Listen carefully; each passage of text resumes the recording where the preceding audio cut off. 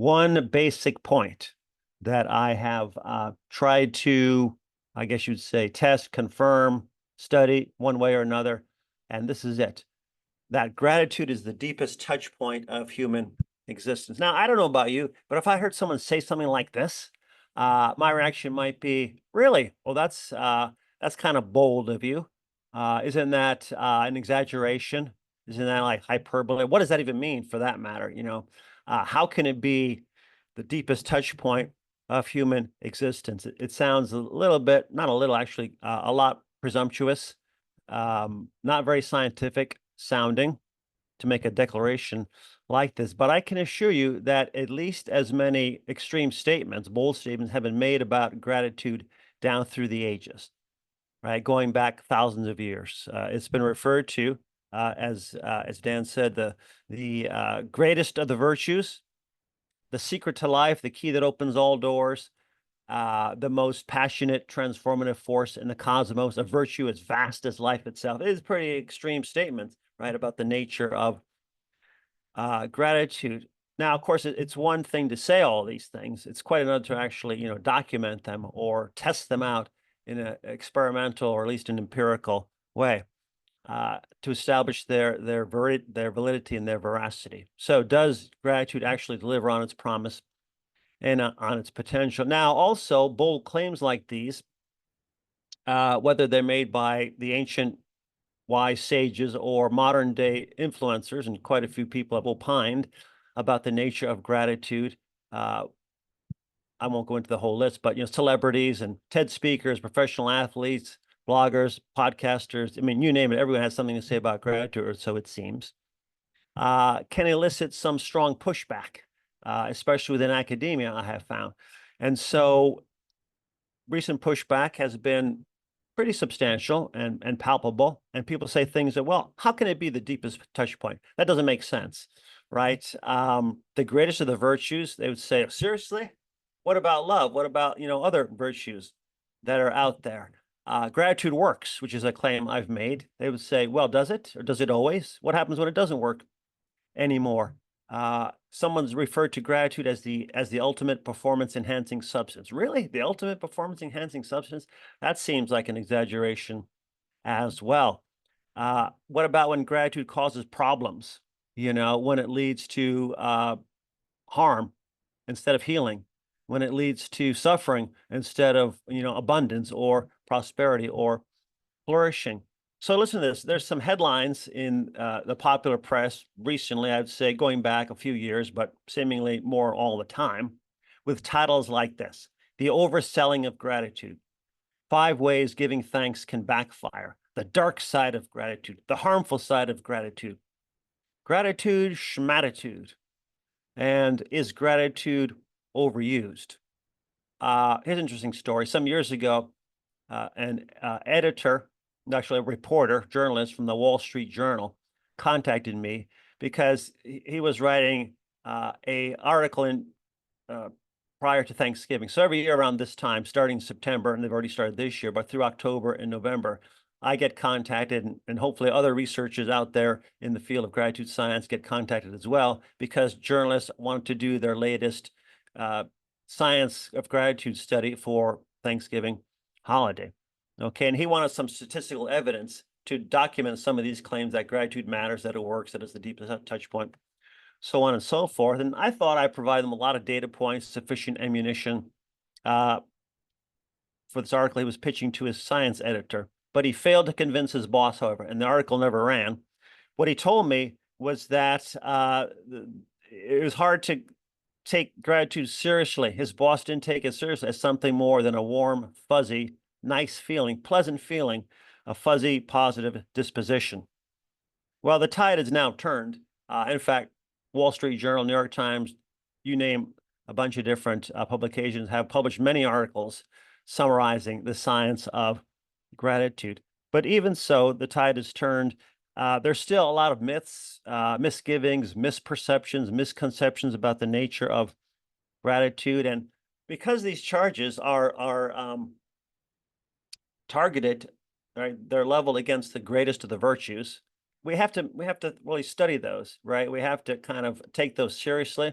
and investigated it thoroughly, I think, to help us think really clearly about the nature of gratitude. And that's, so I say all this by way of introduction. That's what I've been trying to do for the last several years, is to help think clearly. There's so many facets and aspects and nuances to gratitude, what it is. So what we're going to talk about today in the next 35 minutes or so is what gratitude is, okay, why it matters, what it does when people live life through a grateful frame of reference or a grateful lens or grateful mindset, and then consider some of the myths, misconceptions, misgivings that people have. And then I want to answer the big question, which kind of animates this talk, frames this talk: is gratitude the greatest of the virtues, or is it, on the other hand, the undignified badge of surrender? Okay, so we're going to do all this in about 35 minutes. So go ahead, fasten your seatbelts. We've got a lot to cover. And by the way, don't be alarmed if I wind up skipping over some. This is a new talk for me. I don't know how long it's going to go. I'm sure I have way too much information, so we might do that. But if we do skip some of the information that's in the presentation, don't worry, it won't be on the exam. Okay, so we're all good. Let's go to this. So first, I think it's really good to consider what gratitude actually is, how I think about it anyway. Of course, we can think about a lot of different ways. There's many ways to define it. You know, in everyday life, we think about it as an attitude of thankfulness, and that's certainly correct. I found this very useful and very effective in communicating the nature of gratitude. First, I say it's an affirmation of the good. So when we're grateful, we see benefits, we see blessings, we see grace, we see things that we, perhaps didn't earn or deserve or merit, but yet here they are anyway. They fall into our lap. These are gifts. So that's good. We see the good, we notice the good, we absorb the good, take in the good, and so on. Ultimately, then we give back the good, which I think is a very important part of gratitude. But second is a recognition of where this good comes from. So it stems from two stages of information processing, right? There's the saying yes to life, a celebration of the good, excuse me, and a recognition that I didn't bring this about myself. It was due to the kindness, favors, generosity of agents outside of myself, whether they were other people, whether it was God, whether it was the universe. We attribute causality to agents outside of ourselves. And gratitude is just this tendency or inclination or sensitivity or willingness to see the good and to recognize where the good actually comes from. So it's a perspective. It's a way of looking at life.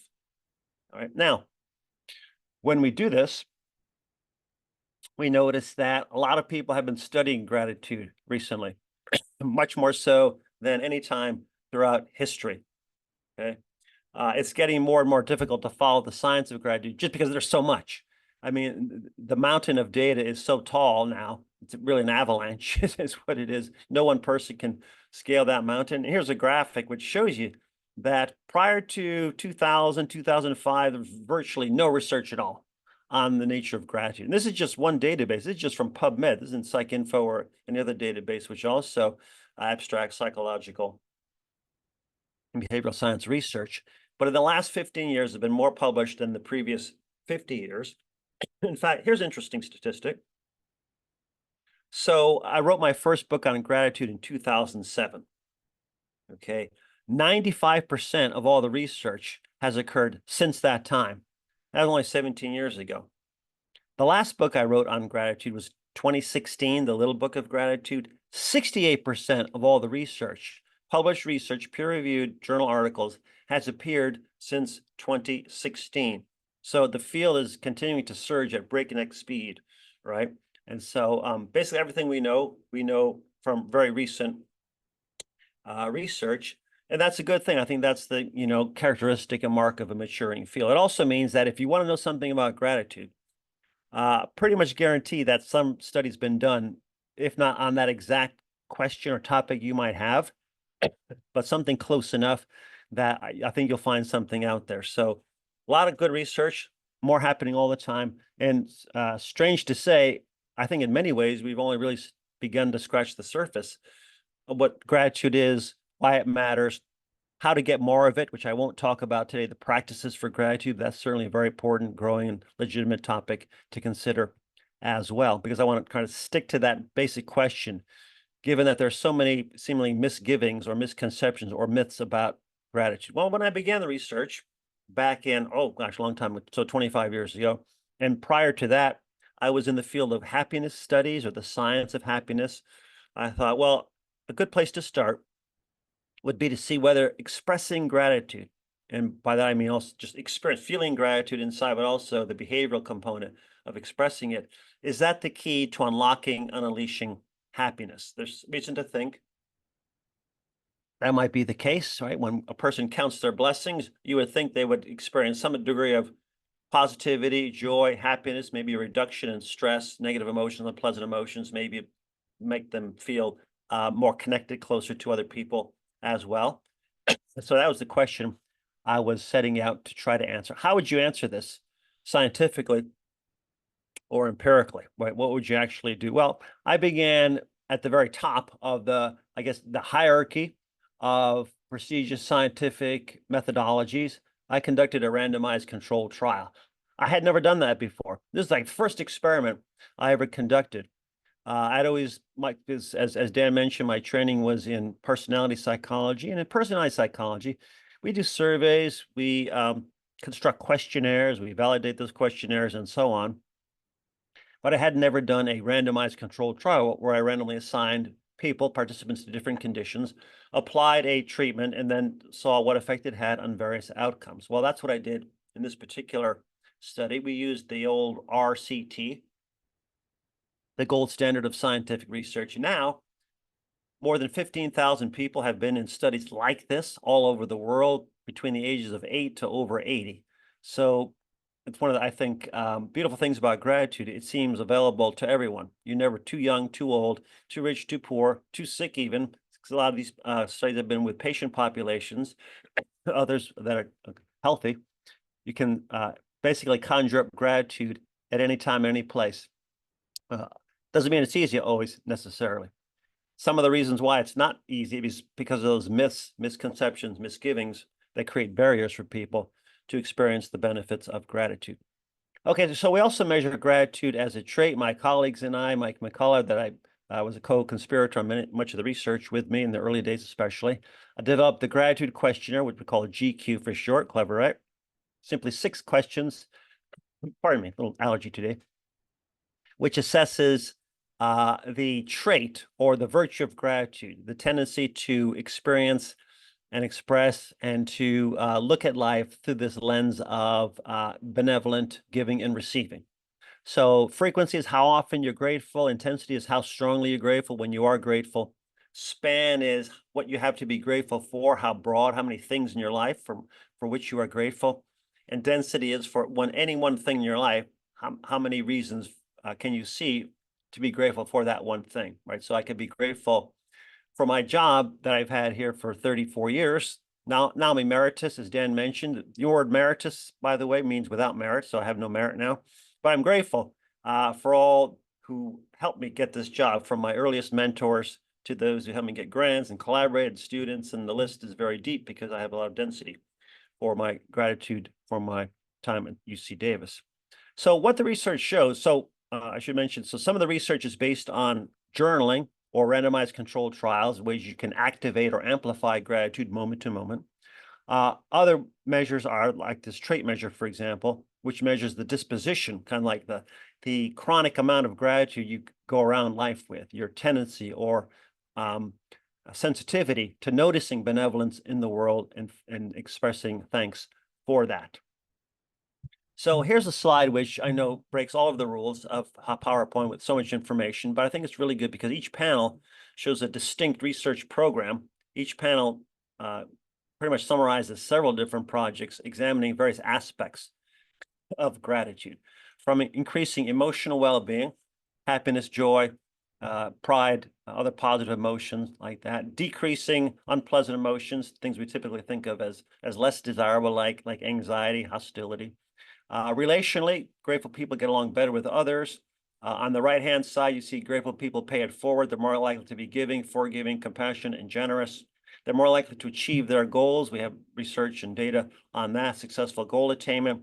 And then the bottom 2 panels are very important because we know not only that does gratitude amplify and increase all of the good stuff, but also decreases and suppresses and turns down the volume on the bad stuff like depression. Many studies have shown grateful people are less depressed. Their episodes of depression are shorter. They go longer spans in between episodes of depression, right? Because after all, depression is a focus on the bad, is remembering unpleasant events and looking at life through a particular lens, whereas gratitude is looking at life from a very different lens.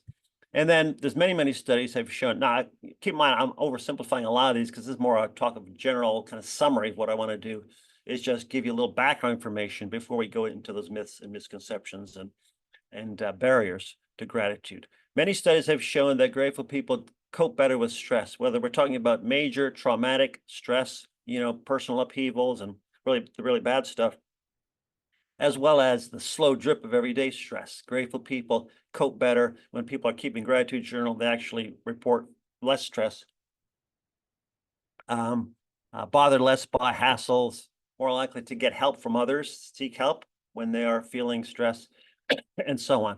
So what the studies are showing over and over again, not every study shows the same benefits, of course, but the general pattern is that gratitude does work. It does bring benefits, emotional, psychological, relational, spiritual as well, which I haven't included on this particular slide, but we do know that people feel closer, more connected to God when they're practicing gratitude. And of course, we know that many prayers are in the Thanksgiving category. And not surprisingly, given that there's 150 verses in the Hebrew Bible and New Testament about the importance of being thankful, giving thanks, and so on.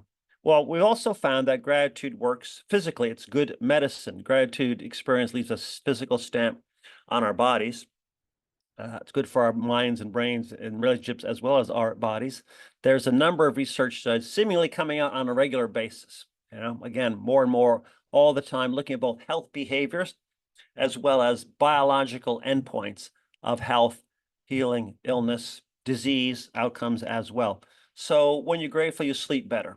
You're more active physically. One study found twice as many steps walked per day in coronary patients, those who are grateful versus less grateful.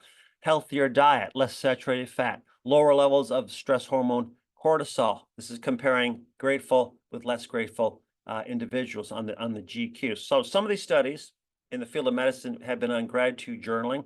Others have been using dispositional measures of gratitude.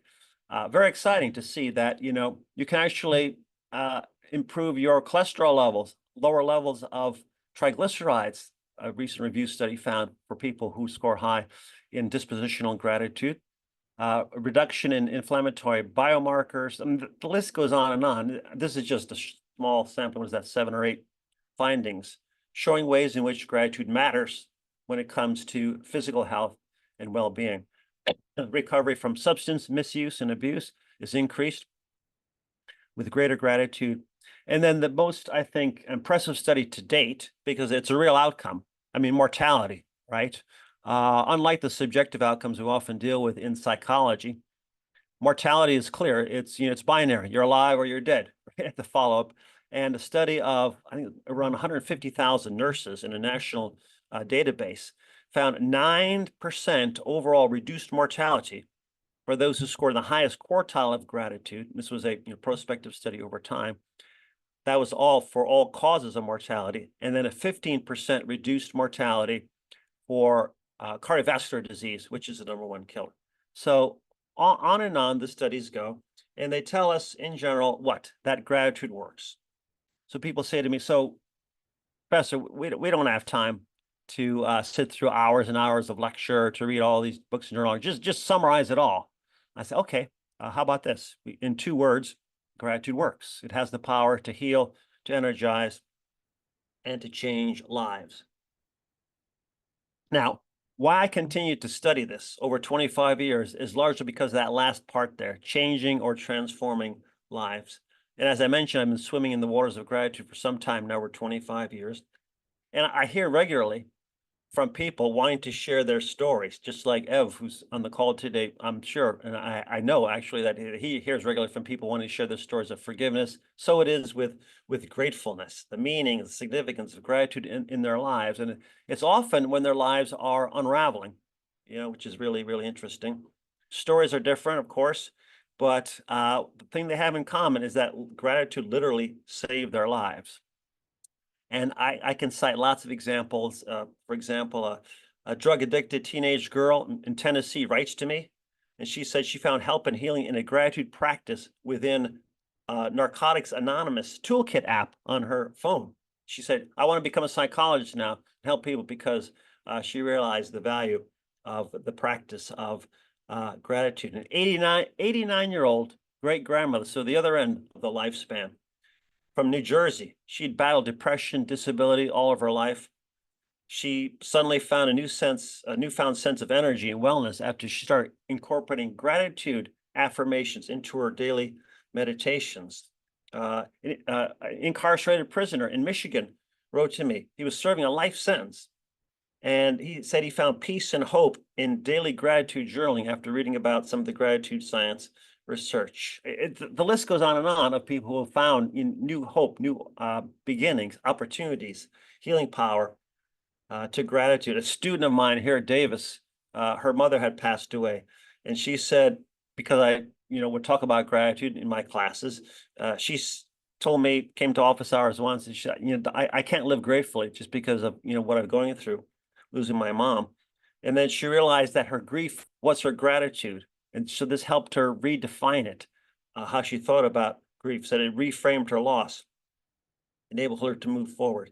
So anyway, this is the sort of thing which keeps me going, inspired, is hearing these stories about how gratitude, in fact, has the power to heal, to change lives. Hold on, though. Objections are often raised, as I mentioned. I object, right? So gratitude, does it always work? It works until it doesn't.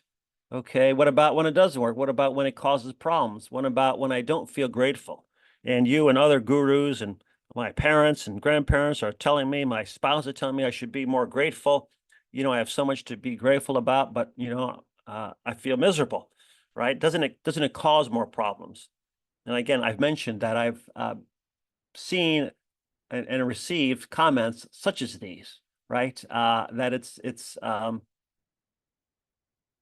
problem. It's a barrier. These myths, these misgivings, these misconceptions actually prevent people from getting to gratitude. So is it possible? And I think I'm going to call my next book Gratitude for Cynical People or Gratitude for Skeptical People, because a lot of people are skeptical and cynical about gratitude. They wonder if it works. They wonder if it's a good thing. They wonder if it's beneficial. And so part of it is because of, I think, some of these misconceptions. I don't want to say misconceptions. They're more like beliefs or mindsets or myths, things that get in the way. All right. So that gratitude is more, instead of a gateway or a portal to greater flourishing, well-being, thriving, optimal health and well-being, it becomes more of a wall that we crash up against, and we say, I just can't do that. I just can't do gratitude. Well, let's take a look, and maybe if we consider these objections, maybe we can unpack it a little bit, and maybe there is a way through these or around these, so we can get to gratitude, so we can begin to experience some of the benefits. So here are three: positivity, passivity, powerlessness.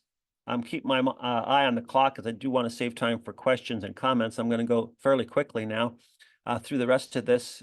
Positivity, you know what that means? It ignores suffering. People say, isn't gratitude all about the good? Looking for the good, noticing the good, seeing the good, good, right? It's toxic positivity. This is bad, right? It's not very realistic in the real world. What about trials and tribulations and suffering and pain and the inevitability and unavoidability of stress? What about that? How do you reconcile a grateful outlook with all the bad stuff that goes on in the world, but also in our own minds, our own limitations and ingratitude and resentments that we carry around with us?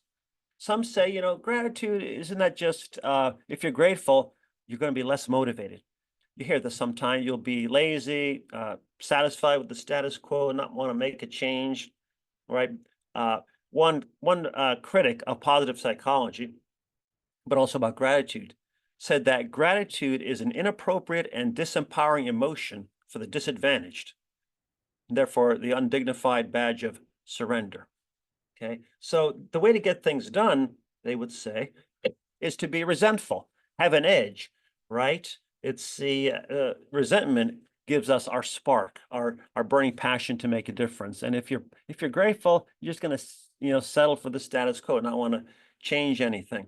All right, you'll be passively resigned to an injustice or a bad situation. And sometimes people bring up historical examples. They'll say things like, would Rosa Parks, for example, if she was grateful, would she have taken a seat in the back of the bus as opposed to, sitting in the front of the bus and that sort of thing? Because you have to be resentful. Ingratitude, that's what inspires change, not gratefulness.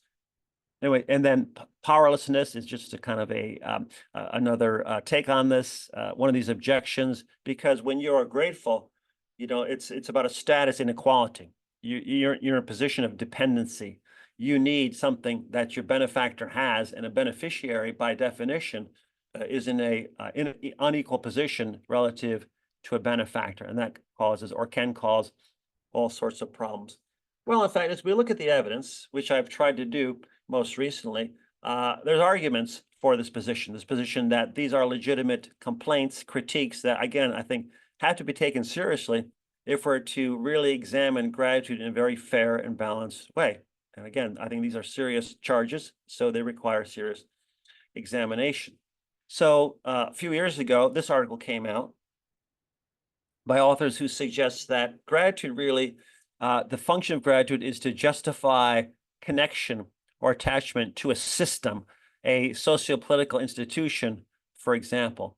Gratitude norms motivate people to express system-justifying beliefs, right? So if you receive something from political organization, from the government, from healthcare, from a university, you don't want to say anything bad about them, even though that might be necessary to make changes, or there's some aspects that you disagree with, or are unethical even at the extreme. Say no, because you want to fit in. You need to self-censor any complaints or grievances that you might have, and therefore it tends to shut down gratitude.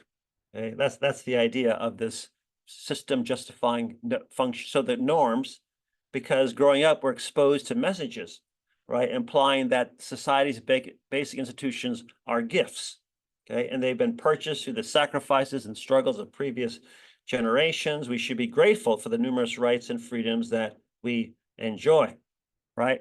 When a child is told you should eat that dinner because children, in other countries, starving children in Africa, encouraging our children to become more appreciative of the benefits, privileges that they enjoyed. So that's kind of the idea. So gratitude is problematic, potentially problematic, because it increases our trust and connection, sometimes at the expense of system reform, where system reform might actually be needed. Now, how do you appraise the evidence for this? I mean, certainly you can find examples. You can point to, regimes, oppressive regimes, where, you want to be safe and express gratitude, and so on. You're encouraged by the organization or government or institution to be grateful for what you received. That sounds like gratitude becomes a weakness as opposed to a strength. So this are the main arguments that are made in this system justification theory. Discouraging, voicing complaints about injustices, particularly the case with lower status groups. Again, the power differential encourages gratitude amongst those who are receiving benefits, as opposed to the benefactors themselves. So immigrants, other socially disadvantaged groups, they should put their gratitude becomes a way of maintaining the status quo and achieving loyalty, creating more of a connection to the system, which, again, sometimes beneficial, but sometimes perhaps maladaptive when the system itself is maladaptive in various ways. So that's basically it. Now, how do we actually appraise the evidence? Okay, I'll give you a couple of studies fairly quickly. I think a really, really cool study was published 5 years ago. That's the first bulleted point on this slide. Gratitude can actually make a person more obedient or more susceptible to social influence. This is the social alignment perspective of gratitude, which states that gratitude may make you more likely to follow or align with or conform to social forces, such as social norms, practices, rules, and conventions. The reason why grateful people can become more agreeable, more compliant, perhaps more passive, is that they want to get along, right? They want to keep relationships positive. They value harmony, conflict-free relationships, and so on. So they did a pretty cool study. I call this the worm grinding study. Have you heard about this one? So if you want to establish or demonstrate obedience in the laboratory. Now, years and years ago, decades ago, you could remember, for example, the most famous study on obedience was Stanley Milgram's study, right? Electric shock in the laboratory. Well, you can't do that sort of thing anymore for obvious reasons, ethical and practical reasons. So they came up with a technique, way to induce obedience, which was okay with their institutional review board, human subjects. And this was called the worm grinding experiment. So, by the way, no worms were actually ground in the coffee grinders. That actually is exactly like mine looks like at home, the Krupp's grinder there. So, people in the laboratory were placed in different experimental conditions. One was a graduate condition, and then there was control conditions as well. And they were instructed to put as many worms as they could into a coffee grinder to be ground. Now, no worm was actually harmed. There was a little a flap or lid which prevented the worms from actually going down, but they didn't know that. Okay, so they thought they were actually, and they turned it on, you know, it made the grinding sound and so on. What they found was that those in the graduate condition, the worms were very well taken care of, by the way, but I thought it was ingenious and very creative methodology. Those in the graduate condition, compared to those put in a happy mood or those in a neutral mood, actually showed greater obedience. They were more likely to put the worms, they put significantly more worms in the grinder than did people in the other two conditions, leading the authors to think, now, this doesn't mean this happened in real life the same way, of course, but it's a suggestive that participants, when they're grateful, are more likely to conform or comply with instructions for potentially harmful behavior, right? So doesn't mean they would harm people or damage property in real life, but it is kind of suggestive of that possibility. So that's one piece of evidence I thought was kind of a cool study. What else do we have?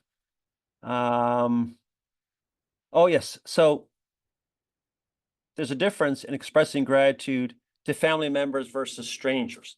This was a very important study, a cross-cultural study, which are becoming more common. Trafficking in cross-cultural psychology is very interesting, especially when it comes to gratitude. Here they made a comparison between the typical comparison when they do cultural studies is, you know, the collectivist versus individualist cultures. And here they also looked at relational distance, close family members versus strangers, and found that in collectivist cultures, you don't express gratitude so much to family, but you do to strangers. So relational distance matters. With individualistic cultures, there's no difference. So you express gratitude both to family as well as to distant. And why is that? Well, because in collectivist cultures where there's more duty, more obligations, more sense of expectations, you should just do these things and not expect gratitude or not do them out of gratitude. So I think that's very interesting. So sometimes actually expressing gratitude is harmful. Instead of connecting and making relationships closer, it can actually cause problems. There's actually, I'll give you an example. Oh, listen, so this is in the beginning of the article. On a recent trip home, this was in a collectivist culture, I was invited to my uncle's house for dinner. That day, I made the mistake of telling him in English, "Thank you for inviting me." He said, "Before leaving the house, I saw his expression turn sour. He was filled with disgust. I couldn't even apologize for thanking him." So should have thanked him, right? Seemed harmless enough. It seemed like the right thing to do, but no, because that's what family does, right? There's a scene from Sopranos, one of the episodes where there was a funeral and a wake, which is pretty much every other episode or so it would seem. And I think the family of the person they were mourning said to Tony, you know, "Thank you for coming." And he got offended, like, "You don't have to thank me. Like, we're family," right? Even though it wasn't family biologically related, but sensed family and closeness. And so thanking actually created more distance than a closeness. So there's some evidence that gratitude actually can paradoxically signal distance as opposed to closeness. Oh my gosh, like I mentioned, not gonna have enough time to go through all this. What about when, you know, you receive a gift, morally troubling benevolence on the bottom there? Tony Manel, the philosopher, said that, you know, let's say somebody steals money and then gives you money that you need. because you're down on your luck, short making the rent this month, whatever. So you're grateful for the gift, but if you'd known he had stolen the money or she had stolen the money, would you still be grateful? So there's some issues there when the gift is ill-gotten, right? That sort of thing. So that can be problematic as well. Oh gosh, what else do we have? I'll go right into some data here. People say gratitude makes you passive and compliant and non-motivated. Totally false. Okay, did you know that there's every year there's around $500 billion given to healthcare, hospitals, medical centers, and so on. Most of that's given by individuals, like 80%. The number one reason why people donate money and are generous to healthcare organizations, hospitals, is because of gratitude for care. Here's a graph which shows you the pie chart. 34%, the biggest factor, is a desire to express gratitude for care received. That doesn't sound like passivity. That doesn't sound like gratitude is unmotivating, just the opposite. So study after study seemingly is coming down on the side of saying that gratitude is not so much undignified badge of surrender, although historically we could think of examples and we can do experiments to show the ways in which gratitude perhaps may be harmful. But the fact of the matter is much more evidence is coming down on the side that gratitude actually is beneficial and is virtuous. We know that inspires civic action, generosity, as I just showed, volunteering, helping instead of adolescence. It drives improvement motivation. You want to make changes in your own life. Well, gratitude is one route that can help synergize various changes and catalyze changes down the road.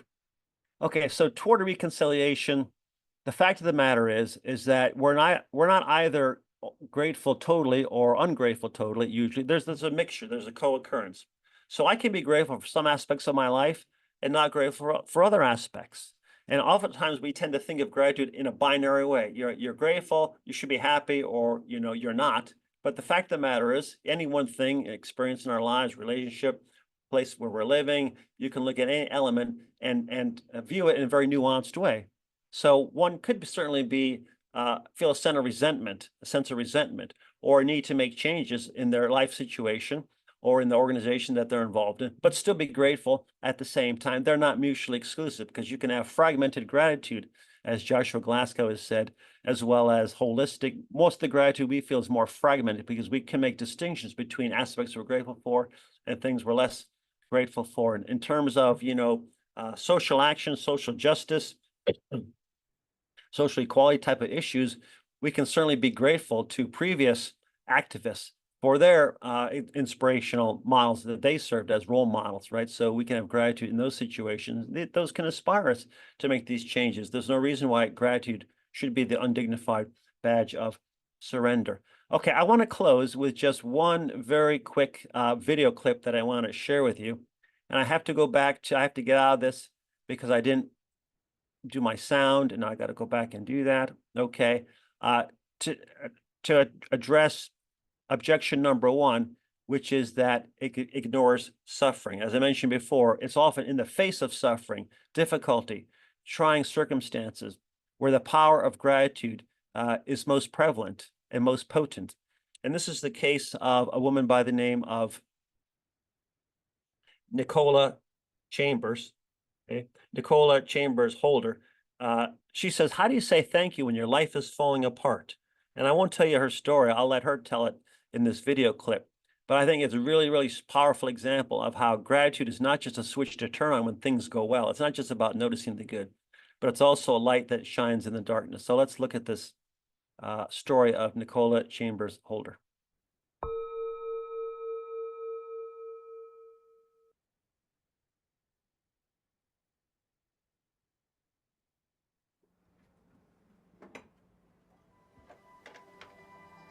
In the mornings, I think about the fact that I get to actually enjoy this day. But how do you say thank you when your life is falling apart? How do you practice gratitude?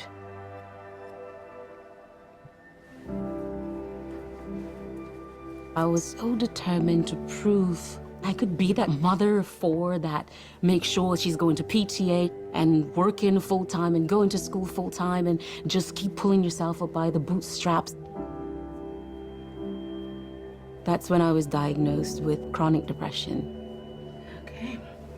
I just couldn't function.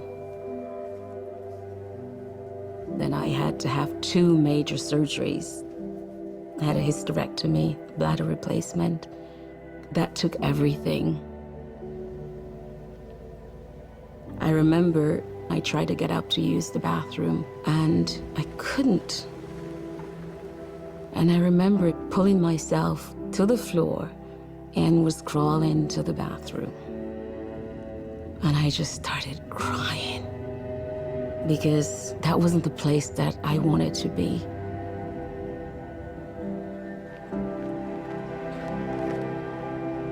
But all of a sudden, whatever was inside of me said, be grateful.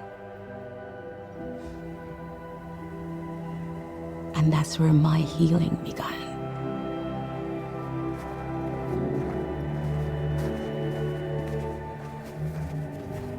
As I got stronger, I started to walk the trails. And as I walk in nature, it started doing something to me. Everything just felt whole. I would just say thank you. Thank you for this. Thank you that I get to walk today. So then I started to call it Gratitude Walk. Hey, Nicola. I started to invite my friends. So nice to see you. I decided after that I'm going to start a Facebook group. And now we do that every Saturday. After my experience, I did some research on gratitude because I wanted to understand what exactly was happening.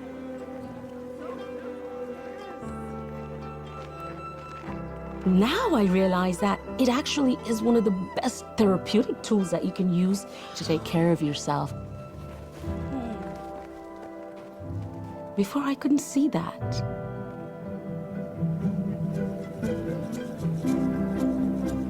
When I used to look at things, I would be like, oh my God, this is gonna threaten my safety. I'm not gonna be able to have money for this. It's stressful. But now I know if I just say thank you, stress is gone. And gratitude makes you present. That's one of the quickest ways to ground you and immediately just get some happy hormones flowing. The stress decreases because now you look at uncertainties as opportunities, not threats to your well-being. I've seen how that has humbled me. It's changed who I am. That's what gratitude does.